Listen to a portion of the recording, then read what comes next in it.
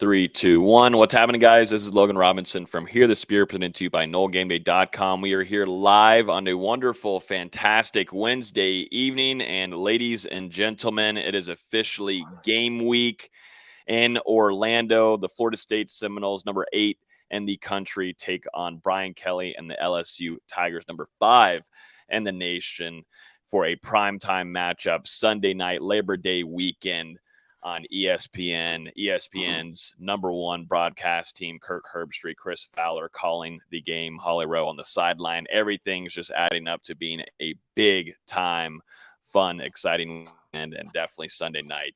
We're looking at a fun weekend, man. I'm excited, but we're going to spend this time on this episode going through an official full-on FSU versus LSU game preview for you guys. At the end of the show, we'll be giving our score predictions to this.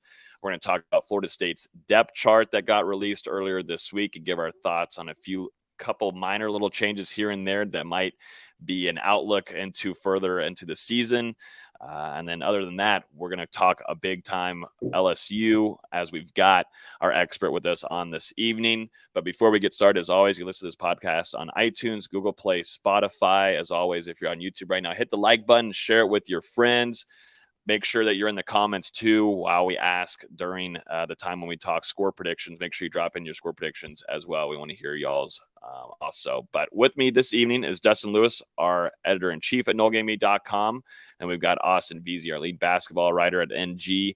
But more importantly, we've got our special guest we had last year, second time in a row, but we've got Zach Nagy from Sports Illustrated's LSU Country. My man, good to hear from you again. We're here, year 2, the rematch for the LSU Tigers. It's about that time, dude. I'm excited. I know all 4 of us are ready to get this going, and I can't wait. We're back, baby. We're back. It feels good, man. It feels good. How are we feeling, Dustin? Veazey, we're here. The offseason's like literally over now. Feeling great. We got some power and excited to talk about this game tonight. I think whenever we all walked out of the Caesars Dome a year ago, we both knew that Florida State and LSU were probably going to surpass the expectations they had coming into the preseason. I don't know that we both knew that they were going to go on the ride that they both had in 2022 and now both coming to the season in the top 10. I mean, the way that they're going to have this rematch, it's going to be really exciting on Sunday night. Yeah, football's here. The Hurricane's gone. I'm ready to get this thing started. I know, man. I know that the hurricane kind of sped up this week a little bit and gave us some distractions. But now, since it's passed here in St. Pete, for me, it's strictly on to football. And that's why I'm here. I mean, that's literally why we're here on this show, to talk Florida State versus LSU, which I've been looking forward to do since after that game, I think, last year, because like you were saying, Dustin, we didn't know what to really expect fully. Both teams had some talent. Both of these teams weren't ranked at the time, but now thinking a year later and the runs that they were able to make in 2022, to have this be a top 10 matchup. You got 2 Heisman contenders, maybe 3, 4, just depending. There's so much talent in this showdown, right, Zach? I mean, it's incredible the amount of playmakers that we'll be seeing on Sunday night in Orlando. It's going to be spectacular on both sides of the ball, too. I mean, I'm really excited to get a closer look at Jared Verse again, and I know he's the talk of the town for the most part. He's going to be a top pick in this next year's draft, so it's something exciting. But offensively, you're bringing in weapons all over, from backfield, weapons on the outside. I'm excited to see Johnny Wilson. I'm ready to get this thing going, just because all the weapons on the field. Both teams have a lot in their arsenal, so we're going to see how it goes. I'm super intrigued to see how both teams come out firing. And on the flip side of that, Jared Verse had his kind of breakout game in his performance last year, but Harold Perkins wasn't a guy that we saw make a huge impact, and then he became a big star for LSU throughout the season. Now going to make, obviously a huge dent on Sunday night. And then with the transfer class that LSU has coming in as well, the talent on both sides just stacked up, and Jayden Daniels coming back. So many weapons on both sides that this one's going to make for a show. And kind of just like staying on the whole, Jared Verse thing, he matched up with Will Campbell in Will Campbell's first ever college game. So it was kind of just like Verse is so seasoned and polished, and he's going up against a guy in his first ever start at the college level and got the best of him. And I got the chance to talk to Will yesterday on Tuesday, and he was saying that was his welcome to college moment, going up against somebody like Jared Verse. So, now he's got a year under his belt and a freshman, like All-America type guy. And he's a guy who can come into the season and be an all-SEC caliber offensive tackle. So that's a matchup that I'm circling, pinpointing, and just really waiting to see how it pans out on Sunday. 100%. That was what I was looking at initially last year of seeing that matchup. And I just definitely thought at the beginning that Verse would have that extra edge on him, just like you said, because Will Campbell, that was going to be his first collegiate game. And that's kind of just unfair at that moment in time. And Verse took full advantage of it. Now I'm really interested to see that those two go at it on Sunday night off the side, and Will Campbell, because as you saw him go throughout the season last year in Baton Rouge, he just continued to get better and better and was able to build some consistency. So I want to see him, but also you look at Verse 2, adding on some size, 10 more pounds of muscle, a guy that's been talked about a ton by the coaching staff at Florida State of continuing to have to develop because he was still really raw coming into Tallahassee. And Coach JP, Florida State's defensive end coach, was talking about, there's a lot of things that they still needed to do with him. And, Verse recognized that. And, also the NIL helped a ton for him to make that comeback for another season where he was projected to be first, second rounder last year. Now he's projected to be a top 10 pick. And, it's going to take him to putting stuff out onto the field and also showing some film to some NFL scouts. And it's going to start once we get down here in Orlando. But I wanted to go all the way back to that LSU FSU matchup, Zach, for you specifically. What do you think about that game? Because we didn't get to talk to you afterwards. We obviously previewed it here on this show, but what do you think about that matchup? Maybe some things that LSU is going to see improvement on going into this matchup that they might have not had last year. First thing that jumps off the page is the offensive line. I mean, you look at somebody like Jayden Daniels running for his life in the backfield all game long, and it's in credit to somebody like Jared Verse's talent going up against a freshman and Will Campbell. But, it's that offensive line really hit its stride towards the back end of SEC play and, into the end of the year as well. So if you're looking at one position group that really is showing a tremendous amount of improvement, it's going to be that offensive line because they kind of fluctuated. They went through like 7 different starting rotations throughout the first couple of weeks, and there was really just nothing going in there. And now you bring back somebody like Will Campbell, who started as a true freshman, Emory Jones, who started as a true freshman. You bring back Garrett Dellinger, Charles Turner, Miles Frazier as well. I mean, you're bringing back all 5 guys up front. So there's continuity that's formed. There's chemistry between the guys off the field. And when you get to talk to them, it's all they really harp about. And spoke to Jayden Daniels yesterday as well. And he said that if he's looking at one position group that's really hit their stride, it's that offensive line. He's not really needing to talk to them, need to tell them too much. It's kind of understood now once you're trying to do your checks and everything. So if I'm looking at one spot, it's that offensive line, and I think that's going to make all the difference in this matchup. It's going to be a game in the trenches for sure. Speaking of that offensive line, it looks like 5-star tackle Zalance Hurd's been getting some time running with the ones. Is there a chance he sees some time against Florida State? I'm so glad that you said that because he's looked like an absolute dog. I mean, Hurd is somebody who came to campus, like you said, a 5-star, and he came looking like an SEC caliber player once he stepped foot on campus.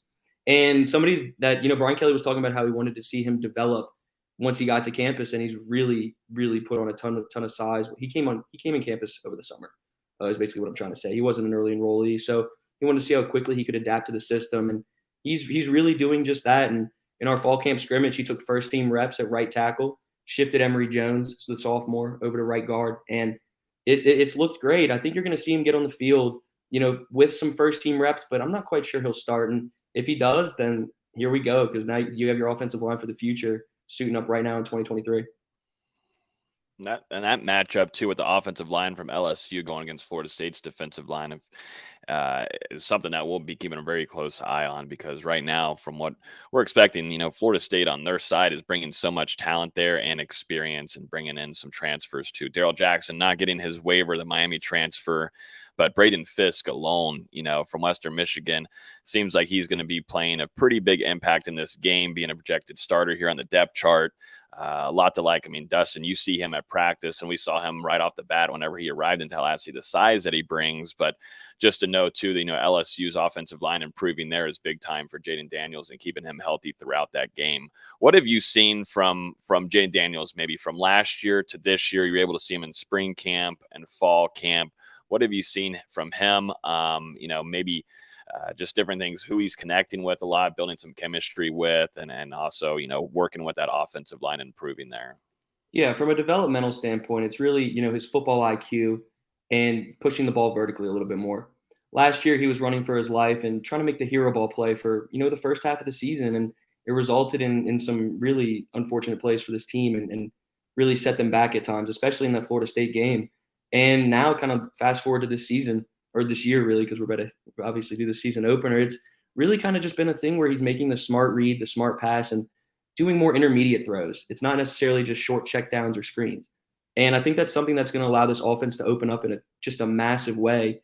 And when you're looking at who he's connecting with, it's Malik Neighbors. It's going to be the Malik Neighbors show this year. He's a top 5 wide receiver in the 2024 NFL draft, and he played just like that during fall camp and spring camp as well. And you saw both those guys hit their stride in a big, big way towards the back end of fall camp. That's going to be a dynamic duo this season that I really can't wait to see how they pan out. I did want to ask because, Malik Neighbors coming off that breakout campaign struggled a little bit against Florida State, especially, did have those muff punts during the game that Florida State didn't end up converting on. But just how was he able to respond coming off a performance like that? Because it was a tough night. I think he responded in the best way that he could. He came together and strung together a 1,000-yard season as a sophomore. And, that was another thing where he kind of just woke up. Like, that was a just devastating performance from somebody who had such high expectations. And, you moved him around in the backfield as a receiver. You moved him around for the most part. But it's looking a lot better for him. He shined last season. And I think he's due for an even bigger breakout year this year. And it's almost hard to say he's going to have a breakout year when you had a guy who went for over 1,000 yards receiving last season. But he's doing just that. I'm really excited to see how he pans out again. Zach, I want to ask you here, and we talked about it in the production meeting, but LSU is going to be without John Emery. Brian Kelly announced to the media, ran for 375 yards last season, 6 touchdowns. What kind of impact do you think that's going to make on the running back room, specifically going into this game? Yeah, so John Emery's been a guy who's, struggled to get on the field his entire career. This will be his 3rd consecutive season where he's missing the season opener. It's been an academic struggle for him. And when you look at a loss perspective, it's not the biggest loss in the world. Like we were saying before, we have 8 scholarship backs, in the arsenal, and you're going to be without John Emery and Armani Goodwin in this contest. But staying just on John Emery, it's not the end of the world. He took 2nd and 3rd team reps for the most part, but all in all, you're going to see kind of a 3-headed monster between Logan Diggs, Josh Williams, and Noah Cain in this one. And not to have the depth of Emery is big time, but you have 3 extremely capable running backs that you're going to be utilizing the biggest way on Sunday. How is through camp though? How are like carries wise? Who's getting the most production there? I don't know if you can really go that route. I don't know how secretive it is for Brian Kelly, but who's mainly in that rotation there that Florida State fans should keep an eye on? No, I mean, that's a fantastic question because everybody was kind of wondering how they're going to divvy up the snaps this year, just because you have 8 scholarship running backs. And during camp, a lot of guys were banged up. Josh Williams was banged up. Logan Diggs was banged up. Armani Goodwin was banged up. So you didn't really get to see them do too much on the field. So it was really Noah Cain that was carrying much of the load. Penn State transfer. It's going to be his 2nd year with the program. And he's a guy who, in my opinion, is going to take significant snaps this season. And obviously Josh Williams and Logan Diggs are going to do that as well. But when it comes to Noah Cain, I think he's going to take a ton of reps as well. And that's somebody who took 1st-team reps really through the last 3 weeks or really 2 weeks of camp. I think LSU probably knows what they have in Noah Cain and Josh Williams with them coming off that season last year where they combined for almost 950 yards and 16 touchdowns. And then you have Diggs transferring in from Notre Dame. He's got some experience playing under Brian Kelly in the past. What have you thought about him? What kind of different flavor does he bring to that running back room compared to the other 2 guys?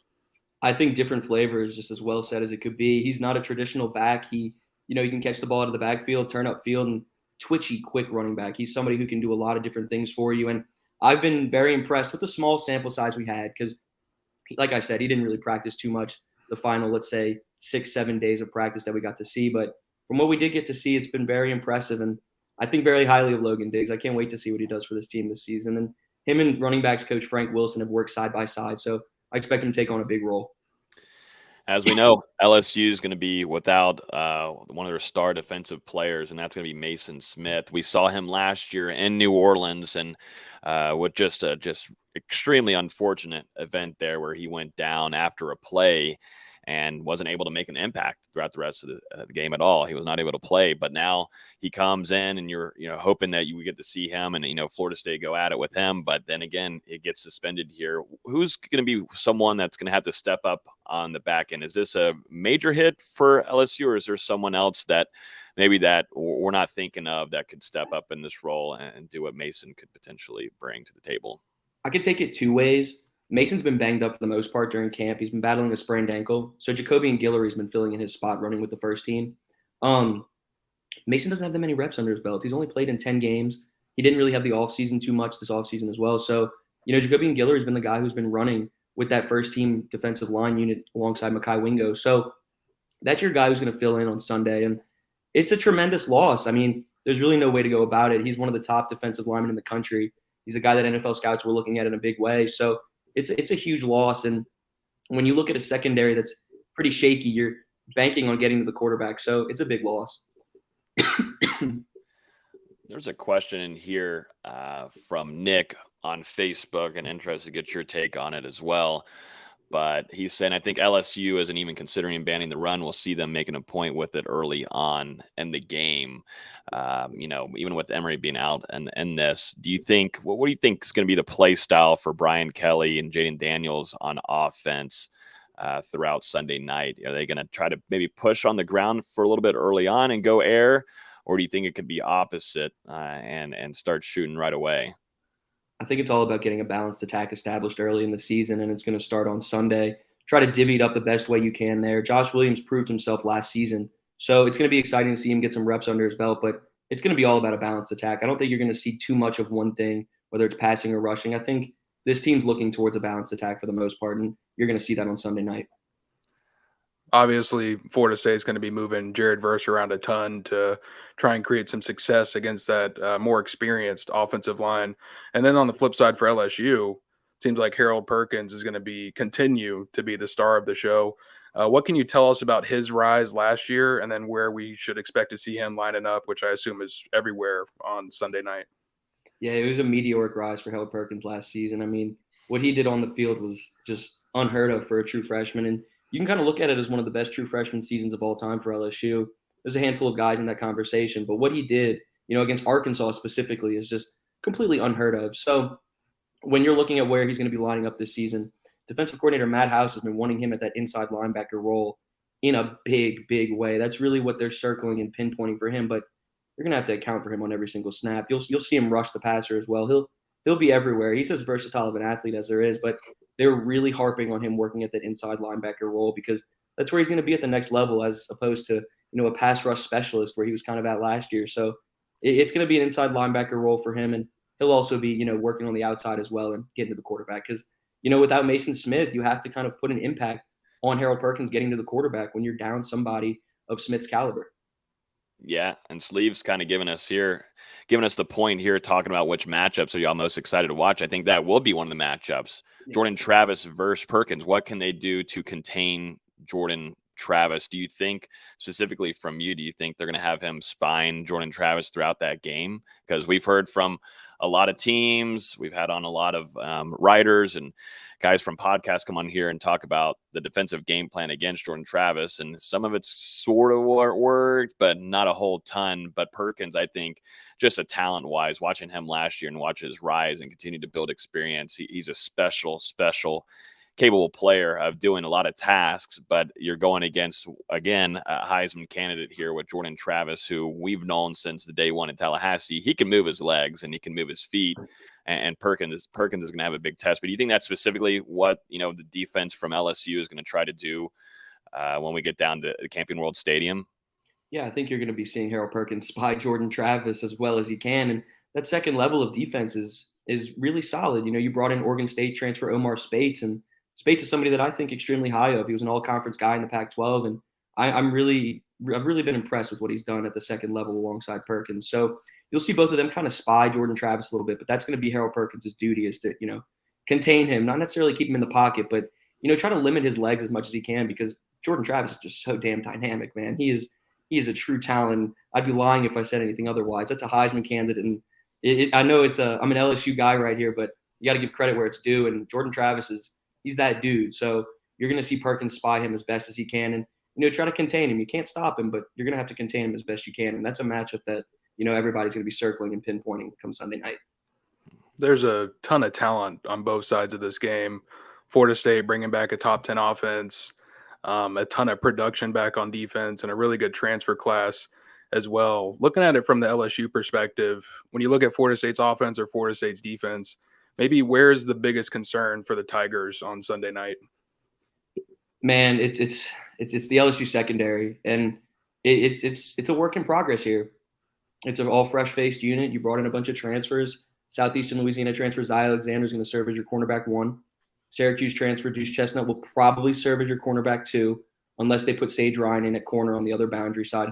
So it's a work in progress here. You have some explosive receivers in that Florida State arsenal, and you're going to see them try to push the ball downfield and test that secondary early because continuity is still forming right there. They're just not there yet, and they know that. And I don't want to say it's the weakest link of the team, but it really is. It's been a struggle throughout camp so far. And once you get under the brightest of lights in Camping World Stadium, they're going to have to turn it up a notch, or else Florida State's going to kill them through the air. So you're going to have to see that secondary shine, and it's really going to be a group of Zy Alexander, Deuce Chestnut, or Sage Ryan. And then you could see kind of a 3-safety set with Major Burns and Andre Sam, potentially put Greg Brooks at the nickel right there. So we're going to see how it works out. It's going to be a very interesting scheme just because of the dynamic receivers that Florida State has. But that secondary is something that, a lot of people are sitting there circling and just waiting to see how it pans out on Sunday. Yeah, we'll see. Florida State, ton of weapons, Johnny Wilson, Keon Coleman, some other guys in the cupboard as well. I guess on the flip side of that, where do you think LSU can take advantage of Florida State the most? I'd really love to say through the air for the most part, just because the dynamic weapons that we have. But that's like I said, it's going to have to be a balanced attack. I don't think you can sit there and pinpoint one spot that they can take advantage of. You're going to have to hit them where it hurts in every spot, whether it's utilizing your offensive line and using your run game as best you can, because there's so many bodies that you can rely on. Like I was saying, Noah Cain, Logan Diggs, Josh Williams. You're not really going to get tired at the running back position. So if you can utilize your run game as best you can and not become so reliable on Jayden Daniels and Malik Neighbors, I think that'll open up the game in the biggest way. But you can't just pinpoint one spot on this team because Florida State's just so dynamic on defense as well. There's a question here on YouTube from Fred asking about Jayden Daniels, saying that he threw the ball under 10 yards almost 50% of the time last year, which is 3rd in the country. Is that a result of Daniels' ability or by design from the offensive coordinator? Will that continue this year? What are your thoughts on that, Zach? It's a fantastic question. And no, it wasn't really by design. I think it just had to do with Jayden Daniels not necessarily trusting his arm yet, not really having time for plays to develop because the offensive line struggled so much. I've said it a bunch of times now, and I'll say it again. He was running for his life. And now, you have an established offensive line. He's not running for his life. He can sit in the pocket a little bit longer, allow plays to develop, and in turn, utilize that intermediate and deep ball that he's been working on so much this offseason. So, to get to that second part of the question, will it continue this year? No. I think it's a point of emphasis to work that intermediate and deep ball, and I think you're going to see that on Sunday if, the offensive line can continue taking strides in the right direction to give him time for plays to develop. I was just going to ask just generically health-wise. I know that y'all aren't as hands-on during practices, during game weeks like we were talking about in the production meeting, but you've been able to go through spring, also fall camp. Health-wise, what are we looking like for LSU coming in Sunday night? Look, man, you can't really complain in that aspect just because they've been healthy. You're not going to have running back John Emery, of course, but it's not really a health concern. We're going to see what comes to light with that situation. But the other running back that's out is going to be Armani Goodwin. Obviously, Mason Smith's not going to be eligible for the game.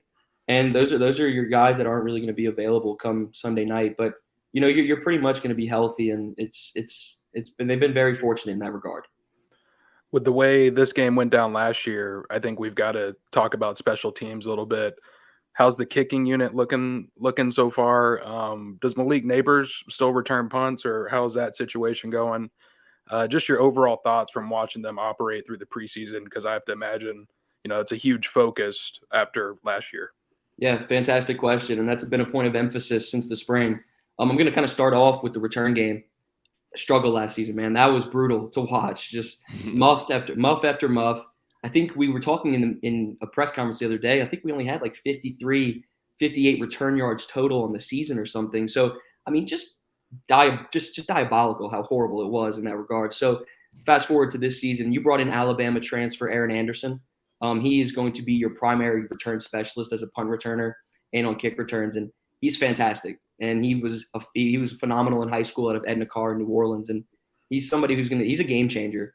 Aaron Anderson is a game changer. To get him from Bama and bring him back to his home state of Louisiana was a tremendous get for Brian Kelly, and he's going to be an explosive return man.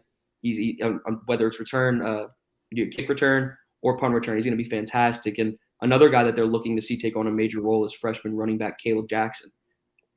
Remember that name, man. Caleb Jackson is a dude.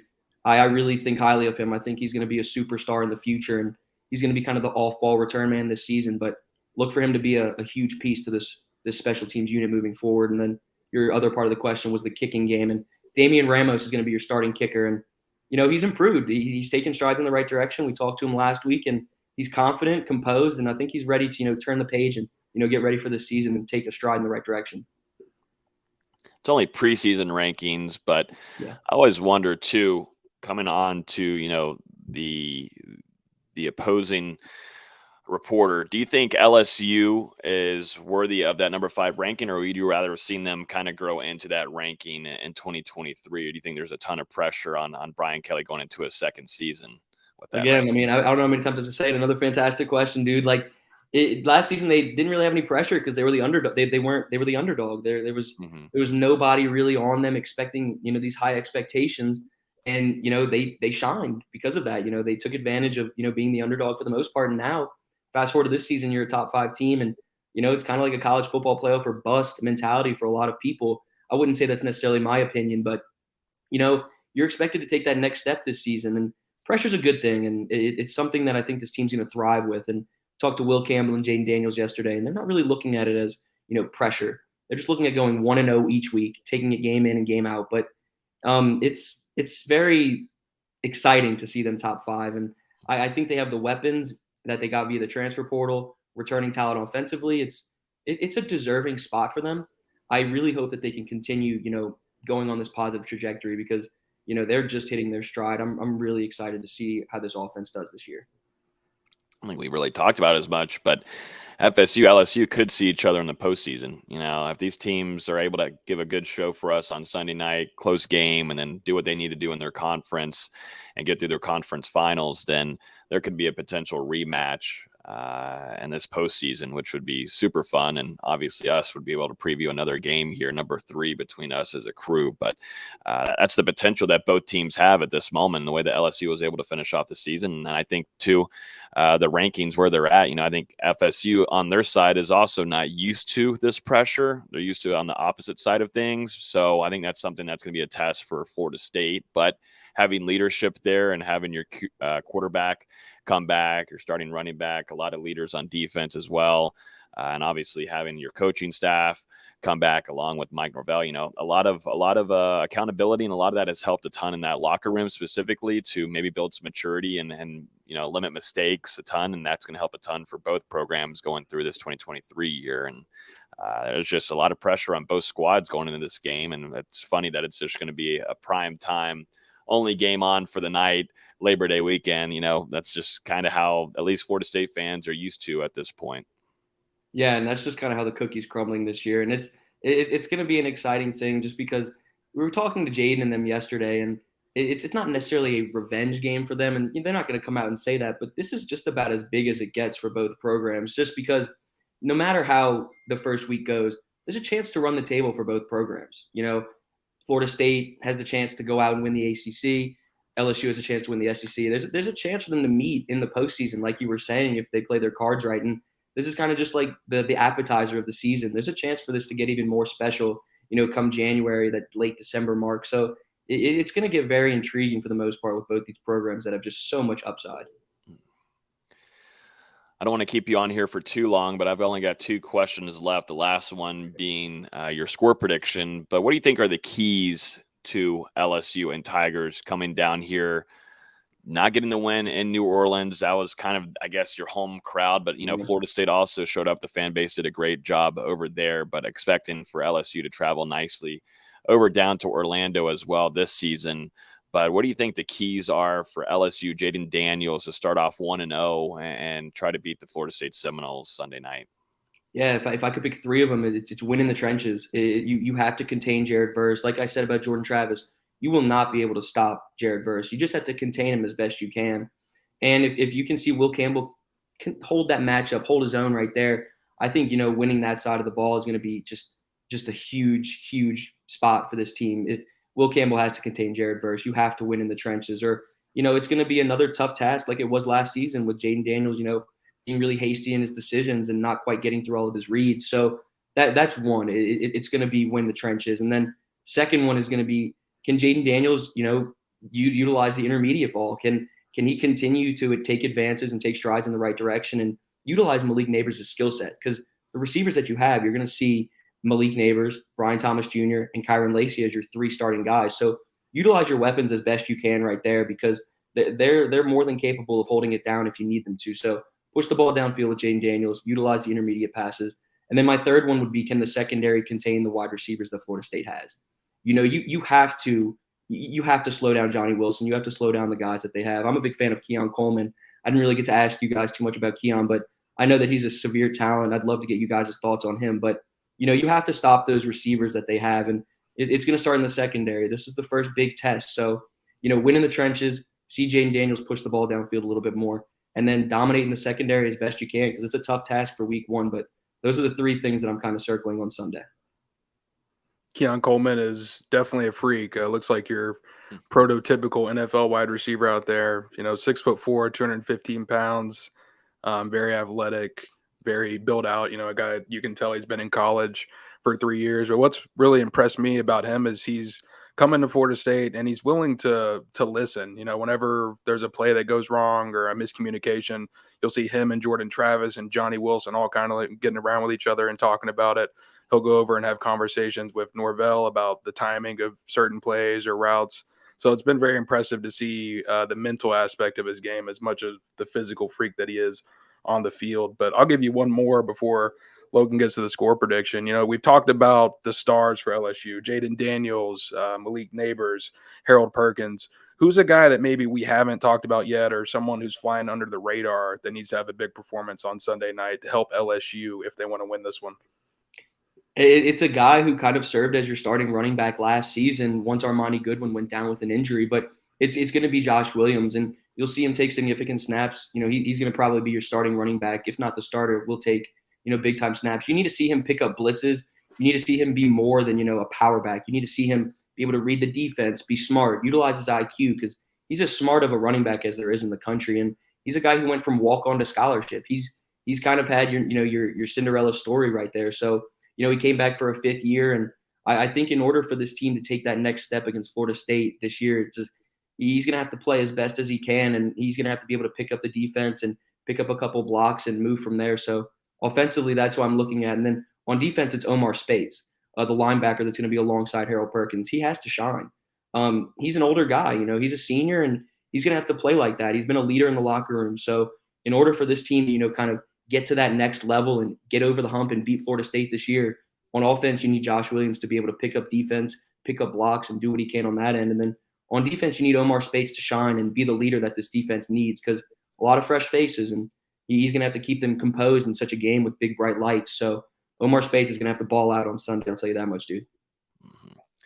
Hey, man, I'm looking forward to meeting up with you. I mean, y'all do a great job at LSU Country, too, as well. Y'all kill it over there and for our network with Fan Nation and Sports Illustrated. So looking forward to seeing you this upcoming weekend. But before you leave, though, we've got to get a score prediction. I think you last year, along with Dustin, Austin, all 3 of y'all predicted Florida State to lose this game to LSU. I'm interested to see what you've got this time for this big-time matchup that is big-time ACC versus SEC. It seems like maybe in a couple of years this will be an SEC versus SEC team matchup. But for right now, it's different conferences. What are we thinking for Sunday evening? Look, like we were talking about in a little production meeting, I know that the comments and the chat's not going to like me again this time around, and I'm fine with that. But I think LSU is going to get over the hump this season. You return so much offensive production. I'm really hoping they can hit their stride in that regard. And on defense, it's going to be all about, gaining continuity and using this as not necessarily a learning experience, but using it to get together, because that's going to be your weaker link is your secondary and no Mason Smith. It's going to be a tough task for this defense against such a fire-powered offense. But get to the point, score prediction, I'd want to go with LSU 34-27. And it's going to be a battle. It's going to be a really, really tough contest. I want to hope that LSU can get over the hump, and I feel very confident in Jayden Daniels' abilities, what Harold Perkins can do on defense, the depth that you have on offense. I feel very strong about what this offense can provide on Sunday against Florida State's defense. But looking at the other side of the ball, it's going to be, what can this defense do? Can Zy Alexander hold it down as your cornerback 1? can your guys at safety, continue to maintain and get better? It's going to be a work in progress in the secondary, but all in all, I'm going to have to say I believe that LSU can get over the hump and win this 34-27.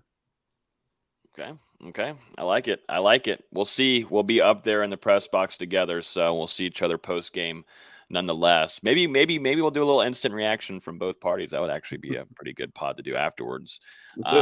But yeah, man. Yeah. Safe travels down to Orlando. Also to all the LSU fans as well. They were great whenever we were there last year. So wishing the best for them once they get down here into Florida. Luckily, hurricanes long gone. Might have some cooler weather. Who knows? But should be a fun one between both fan bases and Camping World Stadium. And we'll see you just in only a few days. And appreciate you hopping on here for 30-plus minutes, giving us a great rundown of what was going on in camp in Baton Rouge, rundown on the team, inside scoop and everything. So appreciate it always, Zach. Of course, man. I appreciate it. You guys kill it over at Noel Game Day. So anytime you guys need me, I'm always available. Appreciate you guys, and y'all stay safe getting over to Orlando. We'll see you on Sunday night, man. Thanks again.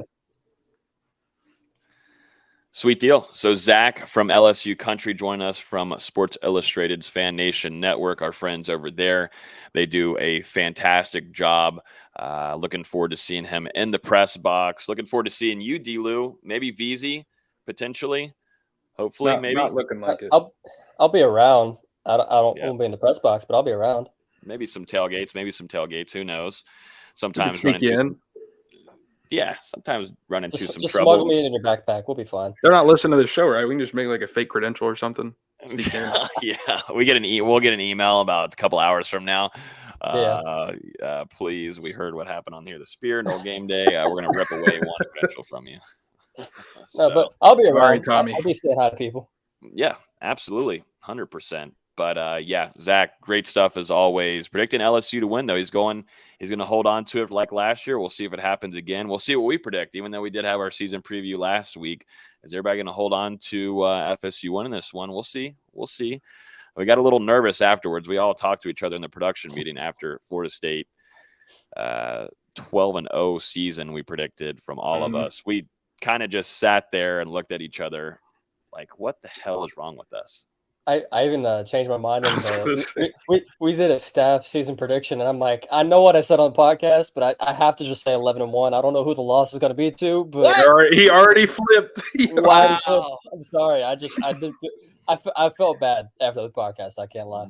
Man, I want to say another word, but I can't say it. But you sissied out. Okay. I did.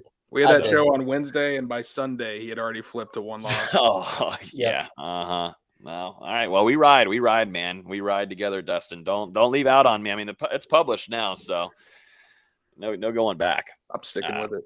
No joke. But speaking of published, guys, let's get into this depth chart that got released. And there's definitely some notable things. I'm going to put it here on the screen so all of our listeners can see. But maybe a few kind of surprises here and there. I know to you, Dustin, it isn't going to surprise much at all. But for guys, I did have one that surprised me. Okay.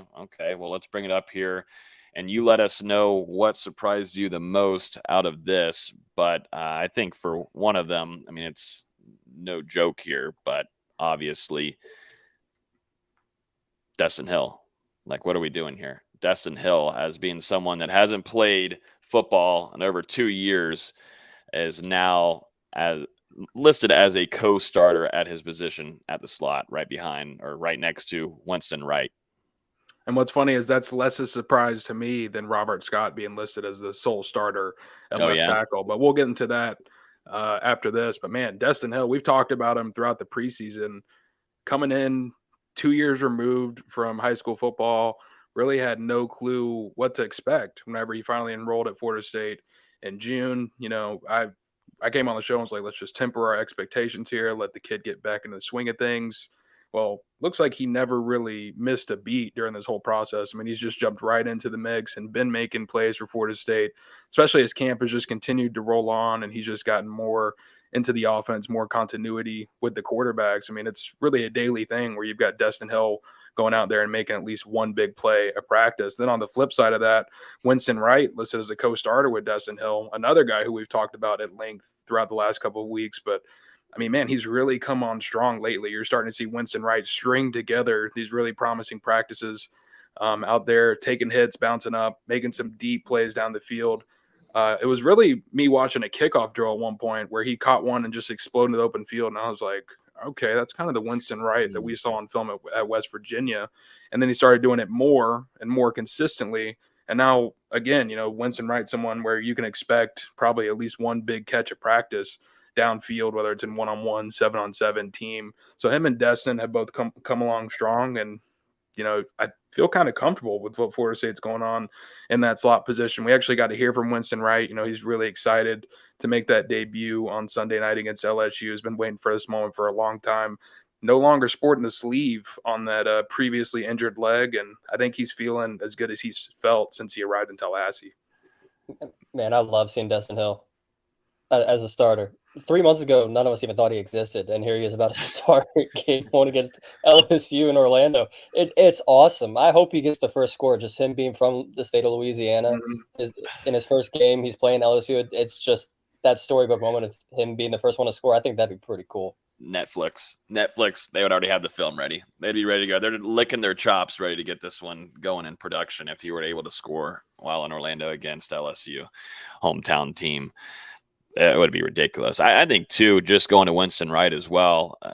Dustin, you and I have been harping on this since he has arrived. He just hasn't looked like he's capable of playing in a college football game. He really hasn't. And just to hear the signs from you, Dustin, and also having that sleeve off, and if he's getting that burst, Dustin, I think it's going to take about 3 to 4 games for him to get fully back into that West Virginia film like you were talking about. But to have Winston Wright on the field, it just kind of stretches your field up again. And we need to mention this too. Mike Norvell announcing that Ja'Kai Douglas is not going to be available for the first portion of the season. That's a big player here and that slot position. So someone's got to step up here. And it seems like Dustin Hill, a true freshman who hasn't played football in 2.5 years, is coming in. And it just goes to show the determination, the focus, the mindset, it just shows me maturity, man. It shows me maturity from a young man, and it's really impressive. And it goes to show too what Ron Dugans has been able to do in that wide receiver room. Always shout out to the Donk, baby.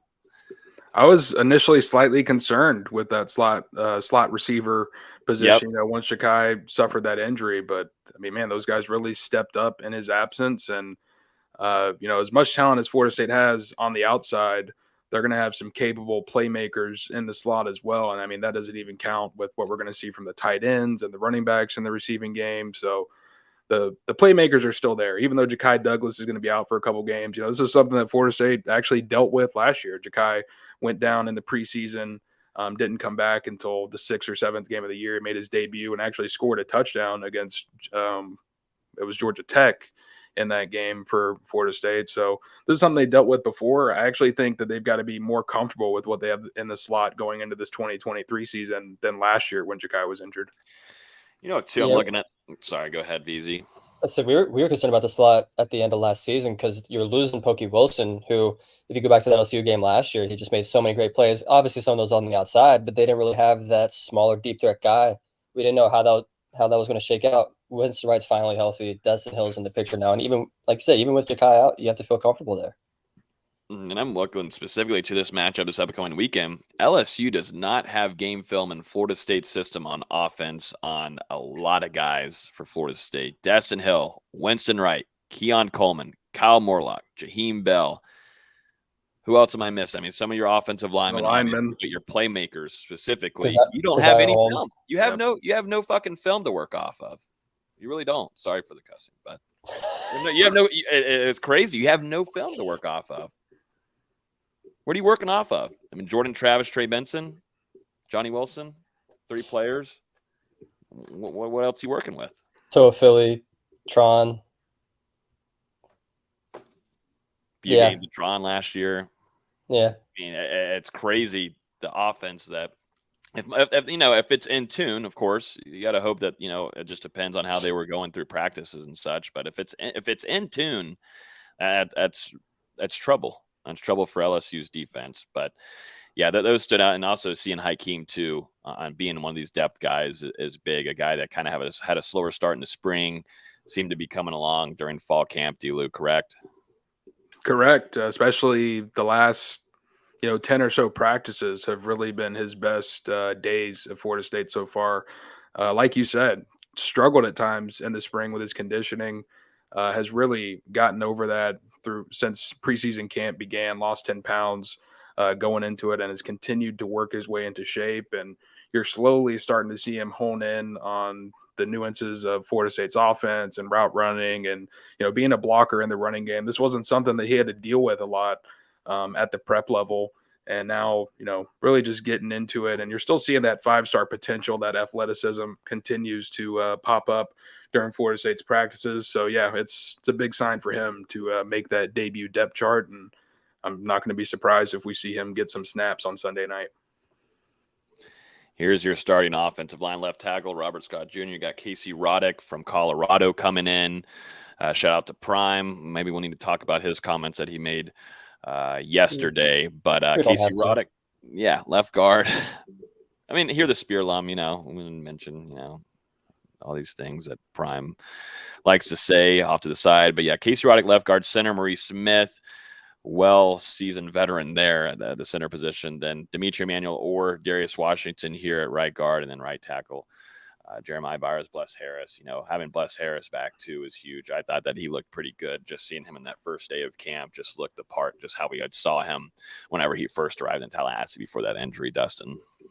Got to feel good about this offensive line. So much experience, so much depth. If there are guys that are forced to miss time with injuries, like I said, I was a little surprised that Robert Scott got the sole start at left tackle, just because, as you mentioned, Bless Harris, performed extremely well, not only in preseason camp, but especially in the spring as well, whenever he was initially coming back from that season-ending injury in 2022. And he's just continued to make strides. I'm not no expert analysis or a coach, obviously, but in my opinion, him and Jeremiah Byers have probably been Florida State's 2 most consistent offensive linemen throughout the preseason. We'll see which one of those guys gets the start on the right side. But at the same time, whoever doesn't get the start, you're going to have a swing tackle in the fold. And we heard Alex Atkins speak after Florida State's second scrimmage.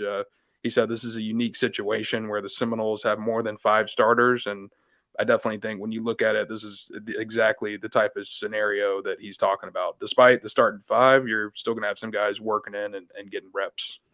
Yeah, we've been talking about the depth of this offensive line for most of this offseason. I was honestly surprised we didn't see Bless Harris lock down one of these tackle spots on the depth chart. I get they're trying to play some games, but you also have to factor in Robert Scott's injury history that, even if he goes down, you've got, like you mentioned, probably the best swing tackle in college football who ever comes off the bench. Mm-hmm. Yeah, and it's big time. You feel confident there with what Alex Atkins and his unit's going to be bringing going into the season, and specifically week 1. Defensively here, nothing too crazy much stands out. At least, depth-wise, there's maybe a few guys that you see some youngsters jumping in here, getting some potential playing time, like Adam Fuller was talking about. He wasn't lying after a couple of these scrimmages. He said that he's going to expect some of these youngsters to make an impact this upcoming season. But I'm looking at the trenches, baby. I'm looking right in the middle, and I love it. I'm loving what I'm seeing. I love seeing Braden Fisk right in there. People keep on forgetting, too, about Dennis Briggs. We're going to see a lot of Dennis Briggs on Sunday night as well. Daniel Lyons taking that next step, too. He made a huge stride last year and saw PT, but I'm really excited about that redshirt freshman. And then Fabo. Seems like Fabo's clicking. We're expecting to see Fabo on Sunday night, correct, D-Lou? He looked pretty good at practice on Tuesday, probably his best day so far this fall. And Mike Norvell had some really good things to say after him, said that last week was really the first time that he's been back getting physical contact throughout the fall. Spent a lot of time going through conditioning, but, feels like he's in pretty good shape. Thought he has looked pretty well as of late. And, Fabian Lovett seems primed to make an impact on Sunday night. Just crazy to think, though, you can do that or Joshua Farmer, who I think we kind of know what you're going to get out of Joshua Farmer. And big season ahead for him, too. Or Malcolm Ray. I don't think any of those 6 guys you see at defensive tackle in the 2 deep, I don't think anyone would have blinked their eyes if they were necessarily the starter. But just to have Fabian Lovett and Braden Fisk at the top, 2 real veterans, and then we've seen the strides Joshua Farmer has continued to make. You know what you get out of Dennis Briggs, who's been really consistent over the years at Florida State. Daniel Lyons developing slowly, and then Malcolm Ray, a reliable veteran. No matter who's out there at what situation on Sunday night, as far as the interior, I mean, Florida State, they've got to feel really comfortable. You know, we thought going into last year that they were deep inside. This is an actual deep defensive line. It's insane. This depth is outrageous. You know, the fact that honestly that Dennis Briggs wasn't even listed as an or kind of surprised me. I figured he might have gotten the or over Joshua Farmer, but it's insane how talented this entire defensive line is. Yeah. Odell Higgins has got himself a squad going into this season, and barring any kind of injuries, I'm just stoked to see Braden Fisk this upcoming weekend. I'm fiending for it. I'm licking my chops over here. I think it's all started off of whenever Jared Verse talked about Fisk once he first arrived and said that he brings that same type of nasty energy, and that's what you need on a defense. And so having that matchup, and you look to your right side and you've got Jared Verse on the other side, it's just like, you know, come on now. And also what Braden Fisk also can bring to your defense, you can put him on the outside if you need to in some schemes. I'm super excited to see him out on the field and see what he's going to look like being a full go against the Tigers. If anything else kind of stand out to you guys, I see some youngster Blake Nicholson being an or in there. Omar Graham's going to play an impact this upcoming season as well. Big time camp from DJ Lundy, who I think deserves it all and also put on size. That's kind of what stands out to me the most. There's definitely some younger guys like Conrad Hussey, KJ Kirkland there at the free safety position that can come in when need be, and they've had a nice camp, it seems like. Quindarius Jones, who Dustin, you and I have been high on for quite a while. Talk about. Go ahead. Yeah, those youngsters back there. Yeah, all the young guys on this defensive 2D, but Quindarius Jones earning the primary backup job to Renardo Green at one of those cornerback spots on a position in the defensive backfield where you've got a plethora of guys who can contribute at outside corner, whether it's Fentrell, who's starting on the opposite side, or AZ, Jarian Jones even can play on that outside. I mean, Florida State's got a lot of depth there. So to me, it says a ton that Quindarius, with what he's done since arriving at Florida State in the spring and just continuing that into the preseason where we're seeing him grow extremely comfortable. And I mean, he looks like he's been at Florida State for a couple of years. And, you know, we'll go back. We've talked about Quindarius Jones at length, but Florida State, his only public offer coming out of high school. And, you know, we were wondering at one point, you know, why was FSU's only offer? This looks like a really good scouting job for Florida State with what he's done early in his career. And, you know, we're going to see if he can parlay that into success on game days as well. But that one's huge. And then you look at the safety room. Conrad Hussey has been really good for Florida State. He's definitely going to get in there. KJ Kirkland has been consistent since coming in the spring. You've also got Edwin Joseph in there in the 2 deep at nickel. You know, you mentioned Blake Nicholson. So much talent across this Tribe 23 class coming in. Ashlyn Barker, the primary backup to Shaheem Brown at the Buck safety spot. So to see this many freshmen make the 2 deep on a team that's hoping to, you know, compete for an ACC title and to compete for a potential playoff berth, it says a lot about how good those guys are going to be. Yeah, you took away everything I was needing to say, but definitely got to show some love to Edwin Joseph getting on the 2 deep. Technically, he's the third option there, but whatever. Got to show some love for him getting there as a true freshman in the nickel. That's not easy to do.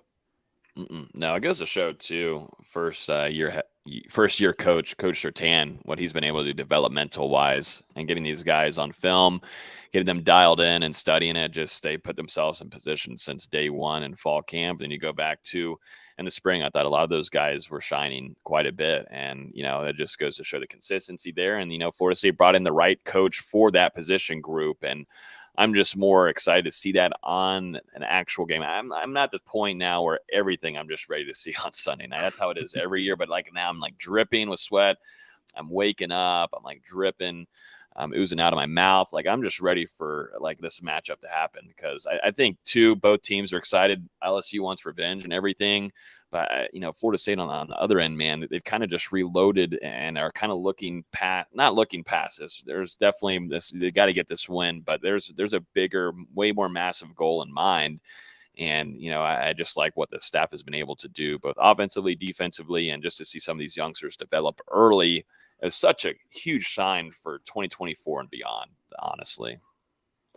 And I don't know if there's a spot on this roster where if you compare this depth chart to the first depth chart we saw from Florida State last year, I don't know if there's any spot on this roster that's weaker than the 2022 roster, except maybe that Buck safety position with Jamie Robinson instead of Shaheem due to the experience. But at the same time, Shaheem has so much more potential with his athleticism, and with more snaps this season, he might be able to reach that. We've seen it during the preseason. I mean, he's made a really impressive leap during practice, but can he carry that into game day? Other than that, I mean, Florida State vastly improved and vastly proven at basically every position.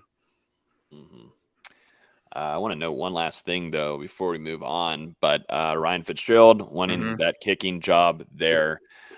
Dustin, you had been covering it all throughout camp and keeping a close eye on it. But it seemed like both players were going at it for a while. And, Fitzgerald was able to build more consistency throughout camp. But, could this be a thing, though, where, if Fitzgerald loses that consistency in games where you need him the most, could we see Tyler Keltner, former Charles alum there, and Tallahassee come in and potentially, be a change there at the kicker spot? Oh, for sure. I think Florida State, they're going to continue to monitor that battle throughout the season. It was very close during fall camp. I really think it came down to Ryan Fitzgerald made a couple more kicks, and I mean, just a few. This was an extremely close battle. Both guys were very accurate throughout camp. I think there was maybe 3 or 4 practices around that UNF stretch where there was a little bit of a concern, but other than that, there's been some real consistency from these guys. I think Florida State should feel comfortable, kicking anything up to 45 yards. And from there, you're probably deciding, all right, do we want our top 10 offense just to go for it on 4th down, depending on where you're sitting at? But you got to be happy with those guys. And I think with Ryan Fitzgerald, another part of this equation is, he was your starting kicker last year. Had some struggles during the beginning of the 2022 season, but kind of turned it around in the back end, had that game-winning kick against Oklahoma. And, I think Florida State, they saw what they need to see during the preseason to continue riding it out with him. But, it's just like if you go away from Ryan Fitzgerald, I'm not sure that you can ever go back to him. So Florida State, they want to be really, really sure before they do make a change at kicker. Right now, I don't see that being an issue with how he performed during the preseason. 2. Also, returnees. This is a big one, too, as well, which I'm excited for. I'm excited for this. Trey Benson last year was back there at kick return, but we'll see how much they want to use him PT-wise there. You don't want to risk your starting running back as much. So right now, you've got Deuce Spann, who has been an athletic freak. I think a lot of FSU fans have been wanting to see more out of him. I think he's going to hold down to a starting spot for a majority throughout the season. I want to see more from him. And then also Winston Wright Jr. here listed on the 2 deep, but then also Kazai Holmes, another player that's not going to be on LSU's film, but he's going to be returning kicks. Who's in the back? Who's his backup? It's going to be Dustin Hill. 2 newcomers here at the kick return position, and then at punt return, something that was kind of a little bit of a shocker to us. A little bit, weren't expecting this at all. I don't think we were ever expecting this, Dustin, and even VZ Keon Coleman being your starting punt returner after losing Micah Pittman. He's off to Utah now.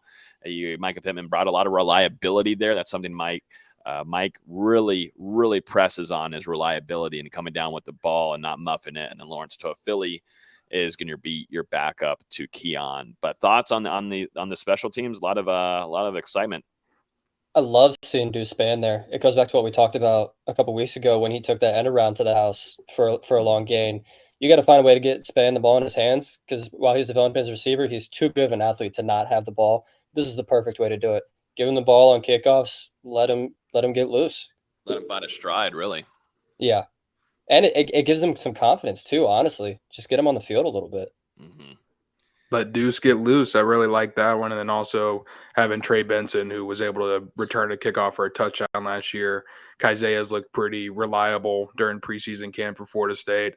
The one that you got to really pay attention to on Sunday night, in my opinion, is punt return. Really high risk, high reward decision here for Florida State. Micah Pittman moving on.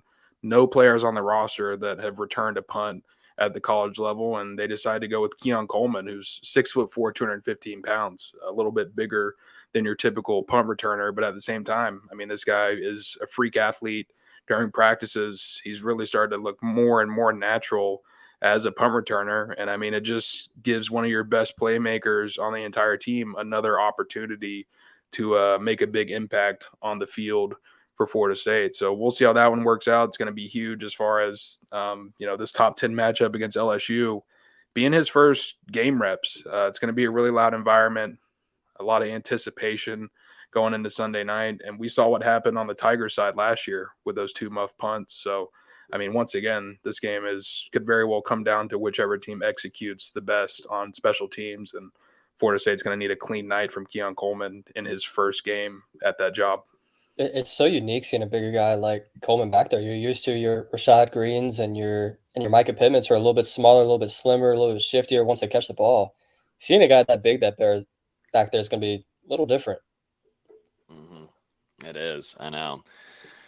Well, speaking of this, going into this game preview for Florida State versus LSU, let's jump into that. We don't need to dive into a whole ton because I think Zach gave us a really nice rundown on LSU side and what to expect. But I think it's worth our due diligence to talk about Florida State side and what they're going to be bringing to the table on Sunday evening. Bringing back Jordan Travis, bringing back Trey Benson. You've got Johnny Wilson.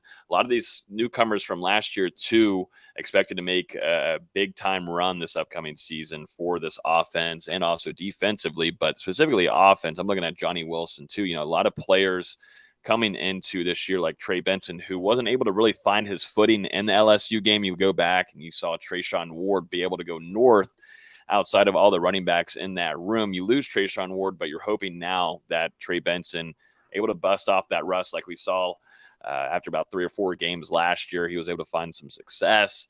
You got your running back now, but you also want to have some depth there with Lawrence Toafili and Keziah Holmes and a few others.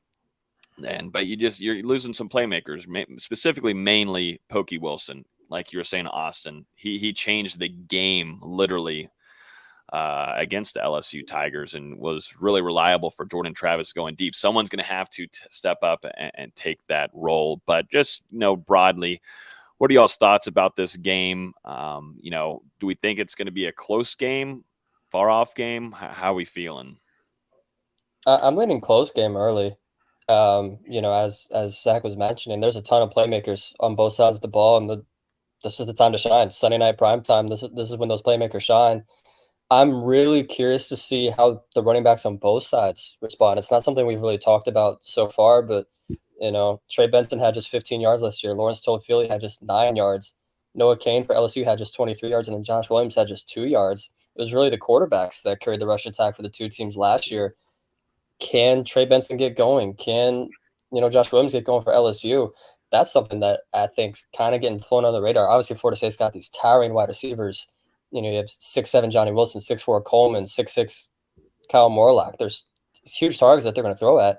But I think Florida State's going to want to lean on a balanced attack. They had a really strong rushing attack for most of college football last year, except for the LSU game.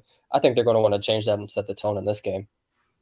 I really like that. That was the exact direction that I was going to take this. The running backs on both sides, they just couldn't get it going against 2 tough front sevens in Florida State and LSU last year. It's very possible whichever side has more success with their running backs in the running game could very well win this one on Sunday night. And the thing is, when you look at both of these running back rooms, I mean, there's a lot of talent in each of them. Florida State's got the experience on the offensive line with the 200-plus starts. LSU's got another year of experience with some of those guys coming back. So, I mean, it's going to be a really fun one, especially when you look at the opposite sides of the ball with the opposing front sevens this year. I mean, just so much talent on each side. And, I mean, man, it could go either way on Sunday night. I think it really could, but we'll see. Mm-hmm. Yeah, looking at the rushing game last year for Florida State, for fans listening right now, for Trayshawn Ward, 16 carries, 49 yards. On Trey Benson, no, he couldn't find anything. He had 6 attempts for only 15 yards in that game. Didn't make an impact whatsoever. Got to try to find some kind of rhythm for Trey Benson, your playmaker, and the running back room. And then, too, I'm looking at tight end position, too. Cam McDonald no longer here with the program, but two receptions for 23 yards. Now you've kind of flip-flopped that, and I'm not overlooking Marquise Douglas because I know we talked about earlier on the depth chart, you got Kyle Morlock and you got Jaheim Bell, who are going to be playing a lot this season, but Marquise Douglas shouldn't be overlooked. But this tight end room now is going to play a pretty big role this upcoming season, and probably maybe specifically in this game alone, just because you don't have a lot of game film to look off on at these tight ends, definitely in Mike Norvell's system. But yeah, Cam McDonald, two receptions, 23 yards. Marquise Biscuit only had 1 reception for 8 yards.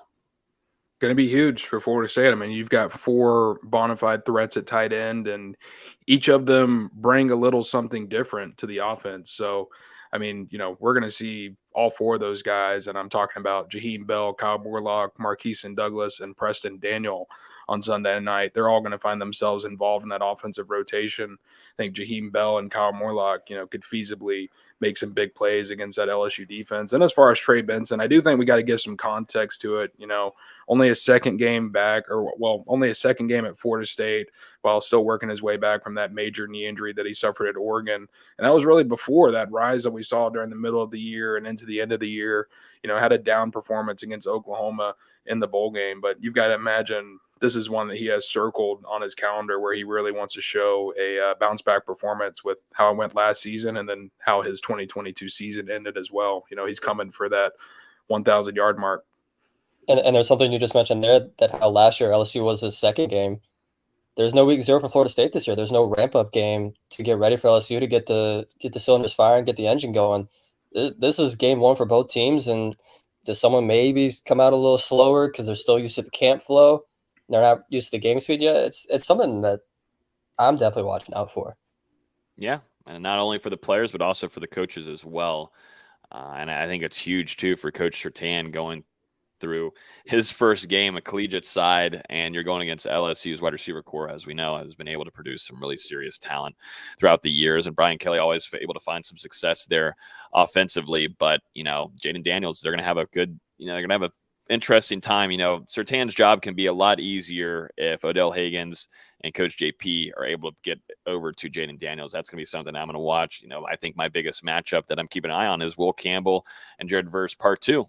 And is Will Campbell able to take not just a next step, he's going to have to take a big boy step on Sunday night. And I know he's talented and everything, but as you're going against Jared Verse, who's projected top 10 pick in this 2024 NFL draft, it's not going to be an easy night whatsoever. And they're going to have to game plan for that. They're going to have to put 2 on Jared Verse, and that opens up a lot of stuff for your inside there in the trenches for Braden Fisk, Fabo, Farmer, Malcolm Ray. I can just keep on rambling on about that defensive line, Dennis Briggs. So there's all kinds of things. Does that open up now? If they're going to put so much focus on Jared Verse or on one side, does Pat Payton kind of be a star here on Sunday night? As I see some nods here, could that be a potential guy that is a star for the Seminoles on defense this weekend?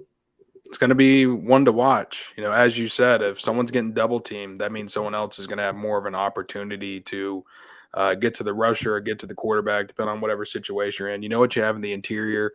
Pat Payton made a huge jump last year for Florida State, ended up winning that ACC Defensive Rookie of the Year. And, I mean, he's just continued to make strides throughout the offseason, has been dominant at times during preseason camp. So, if Jared Verse is getting double teamed, there's going to be a lot of attention on him.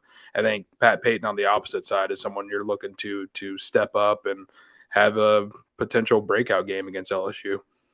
I'm really curious to see how LSU schemes their offensive line to defend against Florida State's front 4, because as we mentioned, Jared Verse dominated LSU and Will Campbell last year, but they've also handed Will Campbell that number 7 patch for this upcoming season. They can't give him a jersey because he's the offensive lineman, but they think he's ready for that next step. And, maybe they start him out 1-on-1 against Jared Verse for the first couple of series, see how it plays out. I think we all know how that's going to go if that's what happens. And if it goes like that, Pat Payne's going to have a really big night. Mm-hmm. And I think Will Campbell's a good player. I think Will Great Campbell's player. a good player. Yeah. Jared Verse is just a freak. Yeah. I think he's got an extremely bright future. It's just how it is, though. This is football. It's not a tennis match. You're going against someone that wants to destroy you. And he did that last year. I was talking about this in the spring once he arrived. A year and a half ago, 2 years ago, this kid wants to destroy you, and he's going to get in your ear too throughout the whole entire game. And then once you tick him off too, and you get his juices flowing, it's over for you. And we saw that put it on his ass a couple times. I mean, and too, Jared Verse too. I think people are forgetting after that Louisville game, that wasn't 100% Jared Verse for the rest of the season. Jared Verse right now putting on 10 pounds of size, muscle. And no longer in that brace. He hasn't been with that brace in a while now, D-Lou. he's coming for something, and I think too he wants to show the country once again why he's projected to be like this, and the amount of scouts too that are going to be in Orlando will be ridiculous too. There's just so much talent, and scouts love their defenses, and these are two guys that Perkins and Jared Verse that are going to be big time playmakers for upcoming NFL teams once they make it and get drafted. But yeah, I'm looking forward to that match and see how much better Will Campbell can be able to take on Verse. We'll see. Do we need to have kind of a lookout for Keziah Holmes, you think, Dustin? I'm trying to think of someone that can maybe be a surprise player that FSU fans even might be like, wait, who's 26 out there that might make some splashes in that running back room? Because it seems like he's one that has a lot of good patience. And if this offensive line can build some chemistry, it's going to be hard. Like you're saying, VZ, this is no tune-up game. You literally are going right into it. And week one, I feel like Keziah Holmes has showed us in camp, he's got the patience. He's able to hit the holes right, and he's kind of a home run hitter there and can stretch down the field. I think him or Rodney Hill on the offense would probably be good ones to think about. As you said, Keziah Holmes, more of a patient type of guy, is able to follow his blocks, and then also make stuff happen on the jump whenever he has to if a certain play is not there. And then Rodney Hill, more of your athletic playmaker type who can really make a cut in the dirt and then take a step and he's gone. So I think one of those two guys, we know how Florida State likes to distribute carries in that running back room. Trey Benson and LT are going to see a lot of time, but then you're going to see Keziah and Rodney probably get some opportunities in there as well. And then on the other side, I'd probably have to go with Quindarius Jones. It won't surprise me if Florida State throws him out there to throws him into the fire and gets him some real reps on Sunday night. I think that kid, and Conrad Hussey as well, I think both of them have some real promise and some real potential to play a lot of quality football for Florida State this upcoming season in important moments. Yeah, I was going to mention Conrad Hussey as well, because I wouldn't be surprised to see Florida State maybe throw out 3 safety looks and maybe have Shaheem or one of the other safeties spy Jayden Daniels, just give him different looks. And Conrad may be that guy that they throw back there just to provide some extra safety depth. Mm-hmm. How has practice looked? And we kind of went over and didn't touch on practice observations this week just because of hurricane coming in. Haven't had tough to really analyze anything, D-Lou, but just kind of same old, kind of practice from the Seminoles. Are you seeing anything different specifically?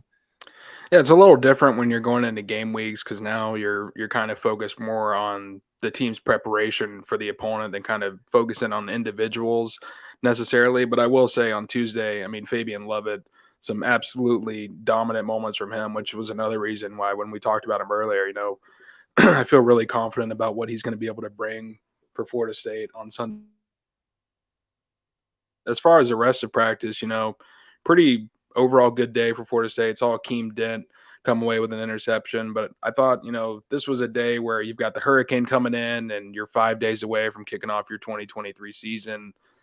Florida State had a chance to kind of just go through the motions and overlook that practice a little bit. But I thought there was a great deal of focus, and you could tell this team was really dialed in during the scout team portions of practice. So the very encouraging and mature mindset that we've seen throughout the preseason continuing now into game week where Florida State's going to open up against a top 10 opponent.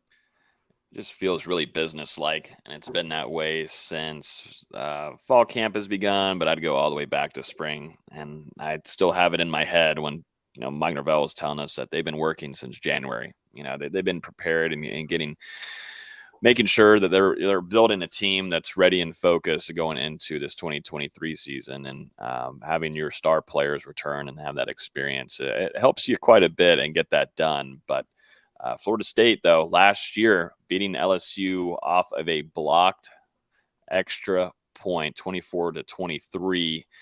Florida State giving up 13 points in the fourth quarter. I'm just really interested to see how this will shake out. Florida State didn't score in the first quarter at all, 0 points. LSU only getting a field goal as well. But trying to find some offensive rhythm early, I think, is going to be key for Florida State. And, Jordan Travis, if he's been able to build that chemistry with guys like Keon Coleman and your other youngsters, like maybe a potential Dustin Hill or if Hakeem Williams gets in there any, those little things will be tested along with Jaheim Bell. And that's someone that I think, I don't know. I don't know how Mike Norvell is going to use him. We're about to find out, but I don't know if we'll even really get a full Jaheim Bell. He might not want to show us everything as that's the first game of the season, but you're going to see a splash of Bell and what he's going to be able to bring to this offense. And South Carolina couldn't find out a way to use him. I think Mike was able to give him a pretty good spiel in his recruiting efforts and getting him to Tallahassee, and I think we're going to see that in week 1. It's just a completely different offense from what we saw take the field against LSU last year. I mean, Jordan Travis, we had begun to see those strides of improvement at the end of the 2021 season, but we didn't know that he could do it against a caliber of team like LSU last year. And I mean, he went out there and had one of the best performances of his entire career on a national stage. Trey Benson, we didn't know what he was going to look like at Florida State. Johnny Wilson was still finding his rhythm. Keon Coleman wasn't here yet, obviously. The tight ends, I mean, are just night and day different compared to what they were a year ago. I mean, remember, we had them as the worst position group on the team coming out of the preseason for Florida State. Now it's one of your top positions on that offense.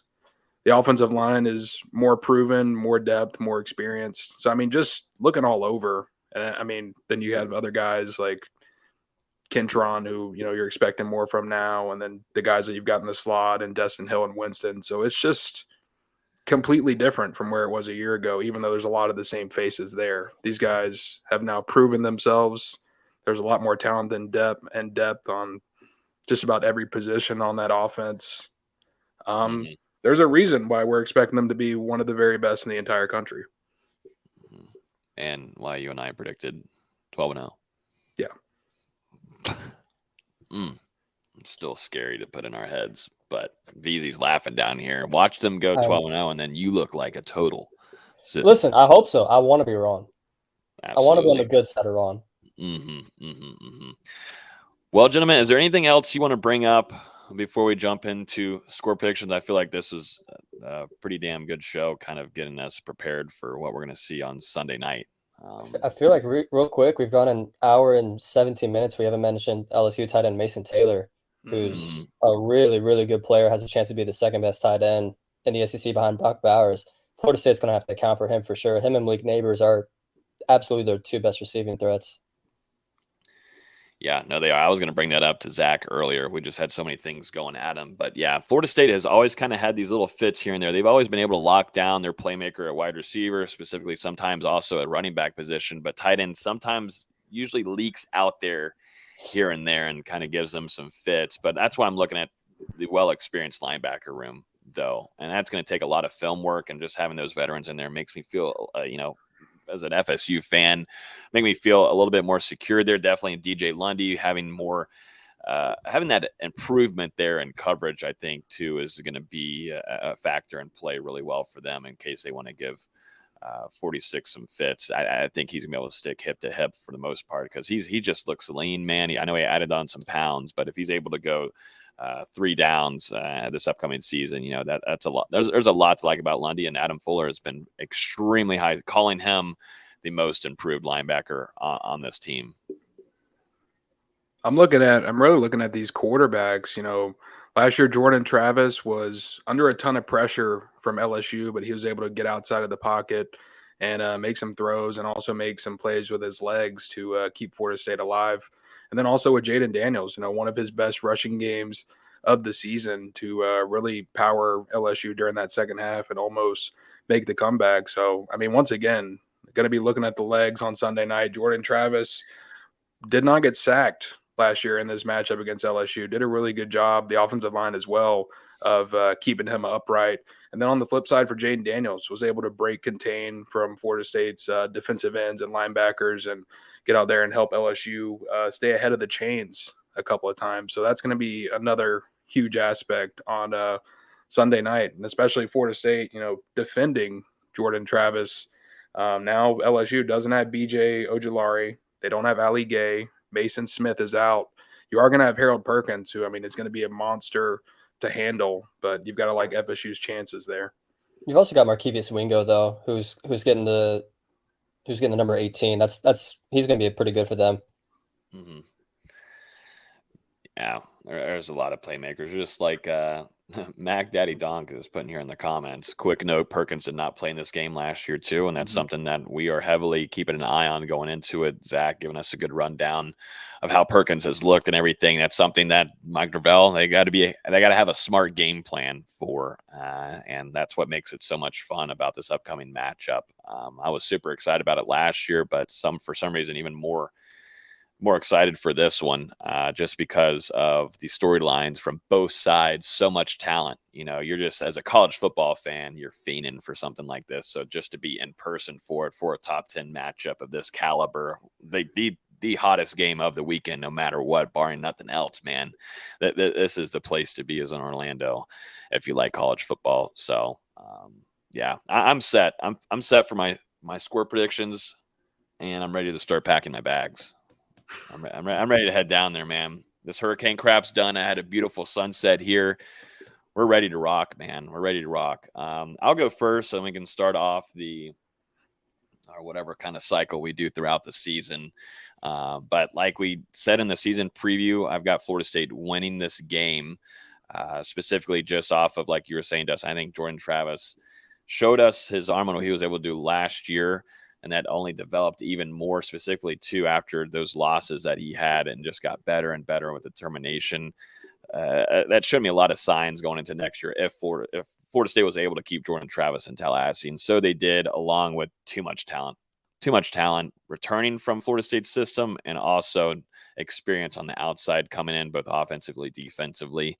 I think it's a mismatch for a couple of matchups in this game for LSU specifically, mainly in that secondary. If they're not able to find a mesh there and build chemistry early on, I think Jordan Travis as a passer can find his ways there. And, with new targets, if chemistry has been built in spring and fall camp, I think Mike Gravel should be able to get down on the field, and it's going to be up to Adam Fuller's defense to make sure you're securing down Jayden Daniels. And we've already talked about it, Florida State's front seven, the experience you have at linebacker, the experience that you're bringing onto your offensive line, and, the tight end room. But just going to defense, though, Braden Fisk, Fabian Lovett, Jared Verse, we've talked about this enough. I got Florida State winning this one 31-20, and should be a fun Camping World Stadium. I got 31-20.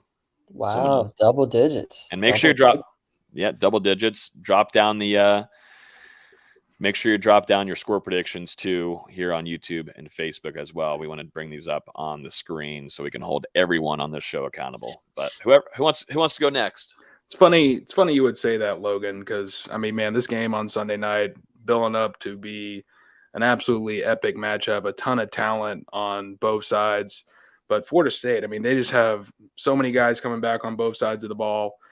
Second most returning production on defense in the country, sitting at their 11 on offense, but they've added in so much talent in the tight end room and the offensive line, and Keon Coleman and Dustin Hill at wide receiver. So, just so much experience there for FSU.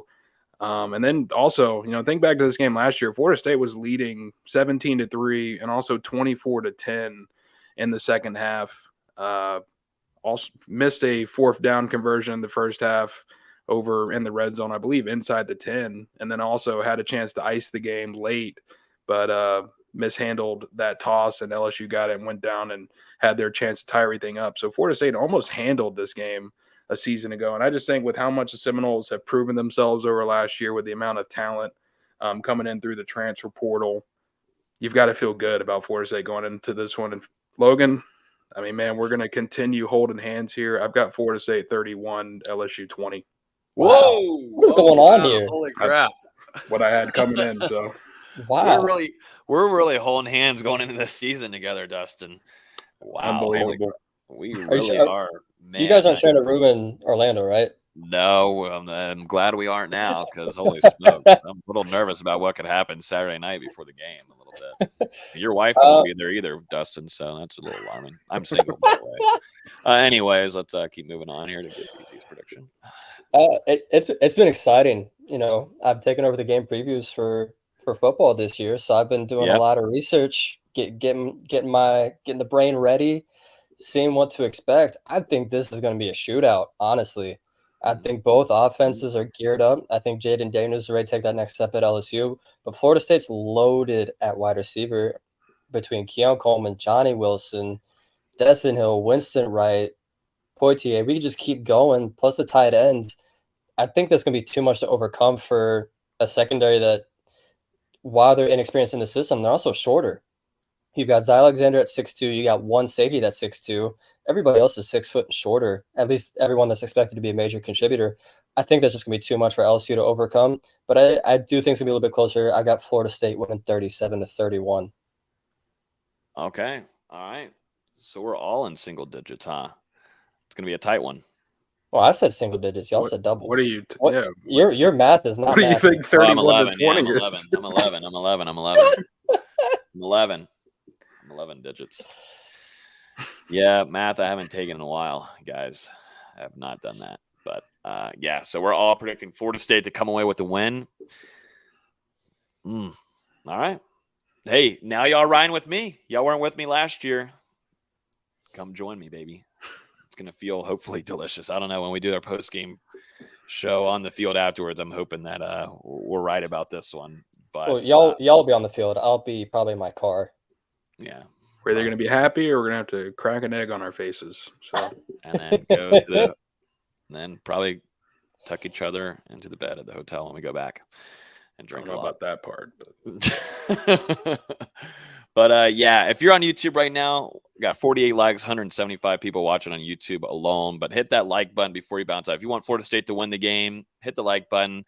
Usually it does turn out in your favor. But I appreciate everybody this whole entire offseason hanging out with us. It feels good to be done with the offseason. We're in game week. Florida State taking on the LSU Tigers. Brian Kelly looking for some revenge. Now, Mike Norvell and Brian Kelly kind of building up a little rivalry here at this point. But we'll see if Mike Norvell can get away and get the KO in Orlando and get the win. As always, you can listen to this podcast on iTunes, Google Play, Spotify. We will be there all throughout the weekend, giving you guys all kinds of coverage. Make sure you're following us on Twitter, Facebook, Instagram, TikTok. Make sure you're in our Discord as well. That thing is growing rapidly as we are now arrived into football season. So make sure you guys go join there. It's in our YouTube description down below. Free to join. Go ahead and join 2,300 plus FSU fans in there. We've got game day chats. We've got realignment chats. We'll have college football game by game chats. So if you're not in there and you're getting ticked off with Twitter, come into Discord. It's a good time in there and join a lot of good FSU fans. We will be on here Sunday night, most likely maybe Monday early morning around midnight, giving our instant reaction to Florida State versus LSU, giving our post-game thoughts on that. So that's how we'll be all throughout the season. If you're new here, we'll preview it on Wednesday night, hopefully with a guest, and then also we'll review the game afterwards, immediately after the post-game pressers are given to us from the coaches and players. So tons of content. Appreciate everybody hanging out with us this off season. It's been a thrill. It kind of shocks me sometimes how many people want to listen to us on the audio versions, come in here and chat and everything. It really does mean a whole ton to us. It really does. And I look forward to this day all throughout the week. So definitely appreciate everybody. And just like our guy Terrell says here, the Discord is the best. It certainly is. So yeah, Dustin, VZ, we're here, gentlemen. We're here. No going back now. We'll see if Florida State's able to make its run, make it to this ACC championship, and maybe a playoff berth for the first time since 2014. We'll see. Ready, man.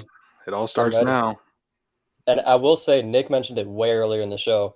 The LSU game last year is the game that broke my football curse for games I was in attendance for. So we're running it back this year. Just know it. Starting a new one. No, I hope not. I hope not, VZ.